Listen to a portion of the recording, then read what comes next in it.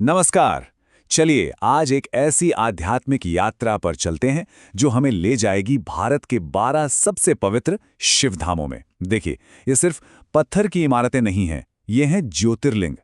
मतलब प्रकाश के वो दिव्य स्तंभ जहां कहते हैं कि शिव खुद प्रकट हुए थे। आइए इनकी कमाल की कहानियों को थोड़ा और करीब से जानते हैं।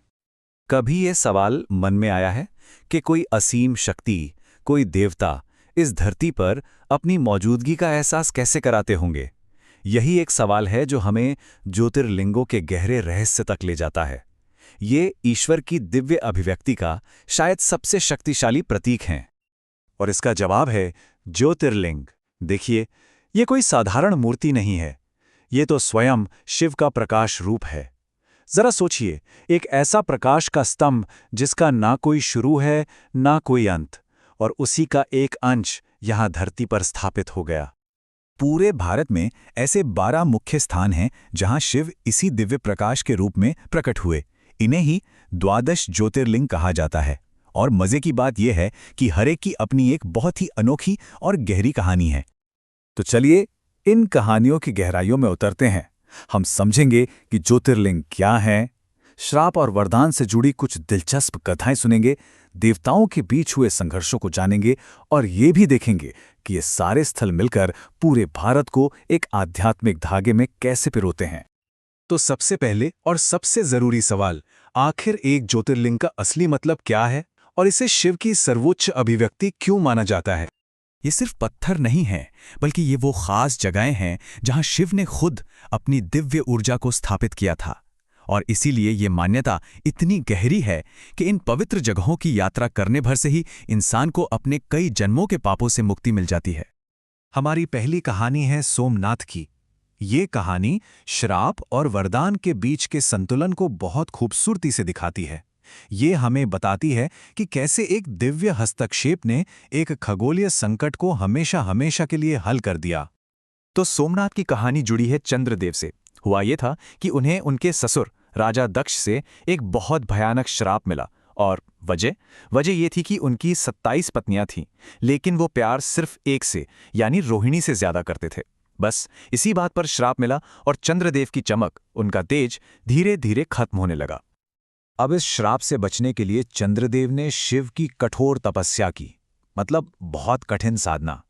शिव प्रसन्न तो हुए, पर उन्होंने श्राप को पूरी तरह खत्म नहीं किया, बल्कि उसमें एक गजब का संतुलन बना दिया। उन्होंने चंद्र को वरदान दिया कि उनकी कलाएं घटेंगी और फिर वापस बढ़ेंगी भी। और इसी दिव्य समाधान से उस प्राकृतिक घटना का जन्म हुआ जिसे हम हर रात आसमान में देखते हैं।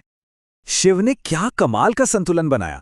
एक पक्ष में दक्ष का श्राप पूरा होता है जब चांद की रोशनी घटती है, जिसे हम कृष्ण पक्ष कहते हैं, और दूसरे पक्ष में शिव का वरदान काम करता है और चांद की रोशनी बढ़ती है, जिसे हम शुक्ल पक्ष कहते हैं। और फिर चंद्रदेव के कहने पर शिव वहीं सोमनाथ ज्योतिर्लिंग के रूप में हमेशा के लिए स्थापित हो गए। अच्छा, कुछ ज्योतिर्लिंगों की कहानियां किसी श्राप से नहीं, बल्कि खुद देवताओं के बीच हुई श्रेष्ठता की लड़ाइयों से पैदा हुई हैं। काशी विश्वनाथ की कहानी एक ऐसे ही दिव्य संघर्ष से जुड़ी है। हुआ यूं कि एक बार सृष्टि के रचयिता ब्रह्मा और संरक्षक विष्णु के बीच इस बात पर बहस छिड़ गई कि दोनों में से श्रेष्ठ कौन है। तो इस विवाद को सुलझाने के लिए शिव एक अंतहीन प्रकाश स्तंभ के रूप में प्रकट हुए। उन्होंने ब्रह्मा और विष्णु को चुनौती दी कि जो भी इस स्तंभ का सिरा खोज लेगा वही श्रेष्ठ माना जाएगा। विष्णु नीचे की ओर गए, लेकिन उन्हें अंत नहीं मिला और उन्होंने ईमानदारी से अपनी हार मान ली। दूसरी तरफ ब्रह्मा ऊपर गए और उन्होंने झूठ बोल दिया कि उन्हें शीर्ष मिल गया है। तो देखिए, इस कहानी ने न सिर्फ शिव की सर्वोच्चता स्थापित की, बल्कि सत्य और ईमानदारी के महत्व को भी बताया। ब्रह्मा के झूठ से शिव इतने नाराज हुए कि उन्होंने श्राप दिया कि उनकी कभी पूजा नहीं होगी, जबकि विष्णु की विनम्रता और सच्चाई के लिए उन्हें हमेशा पूजे जाने का वरदान मिला। और ये दिव्य संघर्ष सिर्फ श्रेष्ठता को लेकर ही नहीं, बल्कि परिवार के अंदर भी हुए। ऐसी ही एक कहानी है दो भाइयों गणेश और कार्तिकेय के बीच की। शर्त ये थी कि जो पहले ब्रह्मांड का चक्कर लगाएगा उसी का विवाह पहले होगा। गणेश ने बड़ी समझदारी से अपने माता पिता शिव और पार्वती की परिक्रमा कर ली, क्योंकि उनके लिए तो वही पूरा ब्रह्मांड थे। इस बात से कार्तिकेय नाराज होकर क्रोंच पर्वत पर चले गए और कहते हैं कि वहीं मल्लिकार्जुन ज्योतिर्लिंग की स्थापना हुई। चलिए अब उन कहानियों की बात करते हैं जहां शिव ने एक तरफ भक्तों की रक्षा के लिए राक्षसों का संहार किया और दूसरी तरफ अटूट भक्ति का मान भी रखा। इन कहानियों में हमें शिव के दो बहुत ही शक्तिशाली रूप देखने को मिलते हैं। एक तरफ वो दुष्टों का विनाश करने वाले भयंकर संहारक हैं, तो दूसरी तरफ अपने भक्तों के लिए बेहद दयालु संरक्षक भी हैं। महाकालेश्वर की कहानी इसका एक बेहतरीन उदाहरण है। प्राचीन अवंतिका यानी आज के उज्जैन में एक शिव भक्त ब्राह्मण बड़ी शांति से पूजा कर रहे थे। तभी दूषण नाम का एक क्रूर राक्षस आया और उनकी साधना में रुकावट डालने लगा। और बस उस भक्त की पुकार सुनते ही कहते हैं कि धरती फट गई और महाकाल के रूप में शिव प्रकट हुए।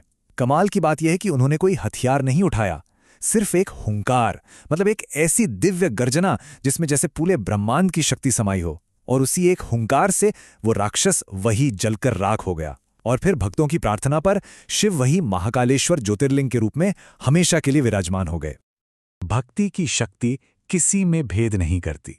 एक तरफ देखिए, रामेश्वरम में स्वयं भगवान राम ने रावण वध के ब्रह्म हत्या पाप से मुक्ति के लिए शिवलिंग स्थापित किया, तो वहीं दूसरी तरफ घृष्णेश्वर में घुष्मा नाम की एक साधारण स्त्री की अटूट भक्ति ने शिव को मजबूर कर दिया कि वो उसके मरे हुए बेटे को दोबारा जिंदा कर दें।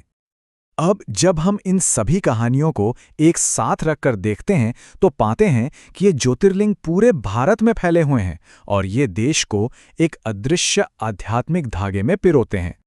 आप देखिए, गुजरात के सोमनाथ से लेकर तमिलनाडु के रामेश्वरम तक ये 12 ज्योतिर्लिंग पूरे भारत में एक पवित्र नेटवर्क बनाते हैं और हर एक जगह दिव्य हस्तक्षेप की एक बिल्कुल अलग कहानी कहती है। तो सार ये है कि ये 12 जगहें सिर्फ मंदिर नहीं हैं, ये वो एनर्जी पॉइंट्स हैं जहां किसी दिव्य या लौकिक समस्या का समाधान खुद शिव ने किया, चाहे वो कोई श्राप हो या अहंकार का टकराव या फिर किसी राक्षस का आतंक। हर ज्योतिर्लिंग एक दिव्य समाधान का प्रतीक है। और अंत में ये एक सवाल हमारे लिए रह जाता है कि आज के समय में हस्तक्षेप, संघर्ष और भक्ति की ये प्राचीन कहानियां हमारे लिए क्या मायने रखती हैं। ये हमें हमारे अपने जीवन के संघर्षों, हमारे विश्वास और हमारे समाधानों के बारे में क्या सिखा सकती हैं। शायद इन ज्योतिर्लिंगों की यात्रा सिर्फ एक तीर्थ यात्रा नहीं, बल्कि खुद के अंदर की एक खोज है।